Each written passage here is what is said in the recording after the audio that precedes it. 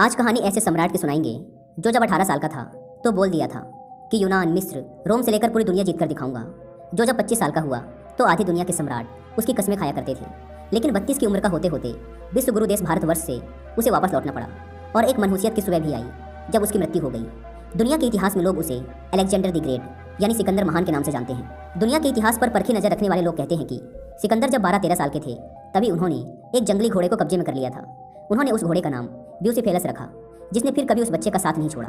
बचपन से ही वो ऐसी अद्वितीय शक्तियों से लबरेज थे कि लोगों को अंदाजा हो चुका था कि ये इतिहास में दर्ज होने के लिए नहीं बल्कि इतिहास को बदलने के लिए पैदा हुआ है। वक्त था 356 ईसा पूर्व। जगह थी उत्तरी यूनान से बल्कान के बीच का इलाका, जिसे मैसेडोनिया के नाम से जाना जाता था। इसी जगह सिकंदर का जन्म होता है, लेकिन उनका बचपन एक आम बच्चे की तरह नहीं था। सिकंदर के जन्म से पहले मैसेडोनिया कोई नामी जगह नहीं थी, ना ही वहाँ कोई रियासत था और ना ही कोई साम्राज्य हुआ करता था। हालांकि सिकंदर के पिता फिलिप द्वितीय ने उसे साम्राज्य बनाने की कोशिश जरूर की थी। फिलिप द्वितीय की कई पत्नियां थीं, जिसमें से सिकंदर की मां ओलंपियस उनकी चौथी पत्नी थी। लेकिन सिकंदर के रूप में उत्तराधिकारी देने की वजह से उनका मान बाकी सभी पत्नियों से ज़्यादा था। कूटनीतिक संघर्षों की वजह से सिकंदर के पिता की हत्या कर दी गई और इसी के बाद अस्ते सिंहासन कार की लड़ाई भी शुरू हुई। इस लड़ाई में सभी विरोधियों को धूल चटाने के बाद 20 वर्ष की आयु में सिकंदर ने महाराजा की गद्दी स्वीकार की और 12 वर्षों तक राज किया। उन्होंने अपनी सनक को पूरा करने के लिए अपने सैनिकों के साथ 12,000 मील की विजय यात्रा की, जिसे स्वर्णिम यात्रा भी कहा जाता है। तब फारस एक बड़ा साम्राज्य हुआ करता था, जहाँ के राजा डेरियस तृतीय को यह घमंड था कि उन्हें कोई भी पराजित नहीं कर सकता। लेकिन सिकंदर ने अपनी सेना के साथ मिलकर ग्रीस के सदियों पुराने दुश्मन फारस को मात्र 24 घंटे के अंदर ही धूल चटा दी थी। यही वो दौर था जब सिकंदर आगे चलकर सिकंदर महान बना। इसी युग को उनका स्वर्णिम युग भी कहा जाता है। इस दौर में क्या पूर्व, क्या पश्चिम, क्या यूनान और क्या मिस्र, सभी किसी मजाक से कम नजर नहीं आ रहे थे। आज के पाकिस्तान, अफगानिस्तान, ईरान, मिस्र और यूनान तक ने सिकंदर की गुलामी को स्वीकार कर लिया था। यही वजह है कि जब आज दुनिया के सबसे महान सैन्य कमांडरों की बात की जाती है तो उसमें सिकंदर महान का जिक्र जरूर किया जाता है। इतिहासकारों का कहना है कि बचपन से ही सिकंदर पढ़ाई में बहुत अच्छे थे। उनकी शिक्षा दीक्षा की गुणवत्ता भी बहुत अच्छी थी।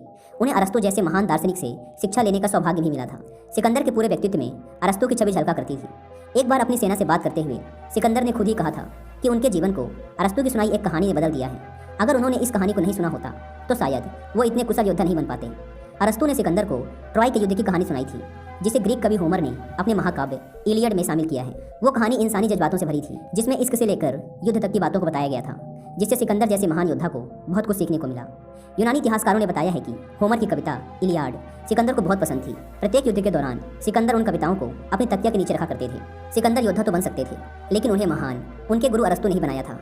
यही वजह है कि सिकंदर भी खुद को अरस्तु की परछाई ही कहा करते थे। इतिहासकार रिचर्ड मार्शल ने अपने कई जनरल्स में कहा है कि अरस्तु ने ही एक अक्खड़ यूनानी लड़के को बेमिसाल शासक में बदला था।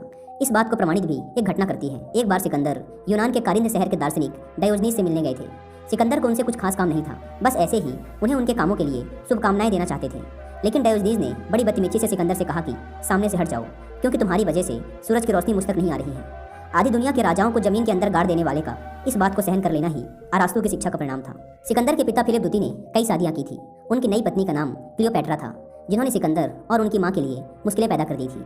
इस मामले में इतिहासकार डायना स्पेंसर कहती हैं कि सिकंदर और उनकी मां को यह लगने लगा था कि वो पूरी तरह से मैसेडोनिया का खून नहीं है। उन दोनों को अंदर ही अंदर ये बात परेशान कर रही थी। उन्हें लग रहा था कि अगर क्लियोपैट्रा ने नए उत्तराधिकारी को पैदा कर दिया तो सिकंदर के लिए राजगद्दी पर बैठना मुश्किल हो जाएगा। क्लियोपैट्रा सिकंदर के राजा बनने के रास्ते में एक बड़ी रुकावट की तरह थी। काफी उठापटक के बाद एक घटना घटी, जिससे सिकंदर के सिंहासन पर बैठना आसान हो गया। सिकंदर के सौतेली बहन की शादी थी, जिसमें एक गार्ड ने राजा फिलिप द्वितीय की हत्या कर दी और इस बीच उस गार्ड को भी मार दिया गया। उस समय यह गुत्थी सुलझ नहीं पाई कि हत्या किसने करवाई थी। सीधा फायदा सिकंदर को हो रहा था।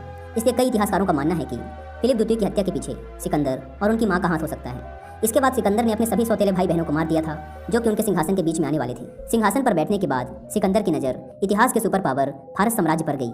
फारस साम्राज्य की सीमा भारतवर्ष से लेकर मिस्र और उत्तरी यूनान की सीमा तक को छूती थी, लेकिन इतने विशाल साम्राज्य को भी सिकंदर ने जीत लिया था।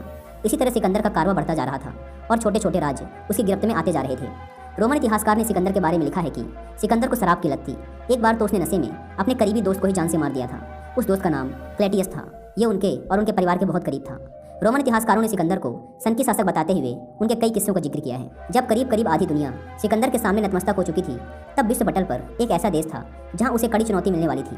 ये देश कोई और नहीं बल्कि भारतवर्ष था और सिकंदर को यहाँ से लौटाने के लिए पोरस जैसे वीर सम्राट और आचार्य चाणक्य जैसे विद्वान मौजूद थे। लेकिन सवाल ये था कि आखिर सिकंदर भारत क्यों आना चाहता था। इसके जवाब में यूनानी इतिहासकार पॉल कार्टिलेज कहते हैं कि इसके पीछे कई वजह थी। सिकंदर दुनिया को बताना चाहता था कि वो अपने पिता से बहुत आगे आ चुका है। उसके पिता भारत तक आना चाहते थे। सिकंदर बताना चाहता था कि उसके राज्य की सीमाएं वहां तक पहुंच चुकी हैं जहां तक उसके पिता फिलिप द्वितीय नहीं पहुंच सके थे। कई इतिहासकारों का मानना है कि सिकंदर को अपने ऊपर घमंड हो चुका था। उसे ऐसा लगने लगा था कि वो सभी साम्राज्यों की तरह भारत को भी आसानी से जीत लेगा, लेकिन ऐसा ना हो सका। सिकंदर भारत पर विजय प्राप्त करना चाहता था, लेकिन यहाँ पोरस जैसे वीर योद्धाओं ने उसके सामने कड़ी से कड़ी चुनौती पेश की, जिसकी वजह से उसकी सेनाओं को काफी नुकसान पहुंचा। स्थानीय लोगों के विरोध के साथ साथ सिकंदर को अपनी सेना के भीतर से भी विरोध का सामना करना पड़ रहा था। उसकी सेना थक चुकी थी, वो जवाब दे रही थी। मध्य एशिया में सिकंदर की सेना ने 3 साल से भी ज्यादा का वक्त बिताया था। अब उनकी हिम्मत जवाब देने लगी थी। भारत में युद्ध के बीच से ही सिकंदर की सेना ने पीछे मुड़ने का फैसला कर लिया था। तभी एक ऐसी घटना घटी कि सेना में हड़कंप मच गया। अब उसे अफवाह कहा जाए या कूटनीतिक तकनीकी, लेकिन वो तकनीकी काफी कारगर साबित हुई थी। दरअसल एक अफवाह उड़ी कि युद्ध के बीच सिकंदर की मौत हो गई है। इस अफवाह के बाद ही मध्य एशिया में मौजूद सिकंदर सेना घबरा गई और भागने की फिराक में आने लगी। हालांकि युद्ध में भारतीय सैनिकों ने सिकंदर और उसकी सेना की हालत खराब कर दी थी। यह भी सत्य था कि सिकंदर मरा तो नहीं था, लेकिन मरने के करीब पहुंच गया था। वो बहुत बुरी तरह से घायल हो गया था। अगर उसकी सेना पीछे नहीं हटती तो इस भूमि में ही सिकंदर की मौत भी हो जाती।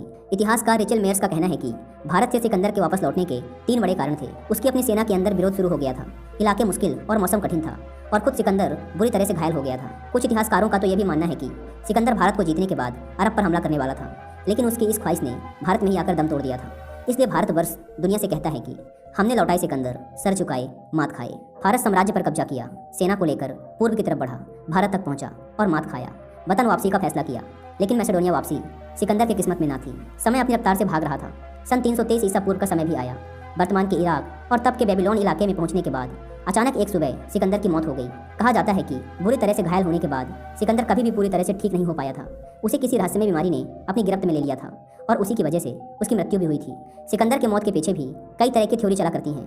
कई इतिहासकार कहते हैं कि मौत का कारण उनके घावों में होने वाला इन्फेक्शन था, और कुछ का कहना है कि उनकी मृत्यु मलेरिया की वजह से हुई थी। कई लोगों का ऐसा भी कहना है कि भारत से खाली हाथ लौटना सिकंदर कभी भूल ही नहीं सका, जिसकी वजह से वो आत्मग्लानि से भी मर रहा था। कुछ भी हुआ हो, लेकिन सिकंदर एक वीर योद्धा था, और ऐसे योद्धा शताब्दियों में भी नहीं पैदा होते। शायद सिकंदर महान को भी एहसास हो गया होगा कि अब उसके पास ज़्यादा समय नहीं है। भारत में मिले घाव उसके जहन और उसके शरीर को खत्म कर रहे थे। अपने अंतिम दिनों में सिकंदर ने अपनी सेना से कहा कि जब मेरी मौत हो जाए तो मेरी अंतिम यात्रा के समय मेरे दोनों हाथ खुले रखना, जिससे भविष्य में लोगों को पता चल सके कि विश्व विजेता सिकंदर भी खाली हाथ ही लौटा था। यानी लोगों को पता होना चाहिए कि साथ में बस अच्छे कर्म जाते हैं, बाकी कोई कुछ लेकर नहीं जा सकता। इस कहानी से सीख लेने के लिए हमें कुमार विश्वास की एक पंक्ति भी याद रखनी चाहिए कि मैं सिकंदर हूँ और एक दिन मुझे खाली हाथ ही जाना है। जिंदगी में अच्छे कर्म करिए, खुद के ऊपर भरोसा रखिए और लालच से दूर रहिए। किसी के भी साथ बस उसके कर्म जाते हैं, बाकी कुछ भी नहीं। इसलिए हमेशा दूसरों की मदद करते रहिए।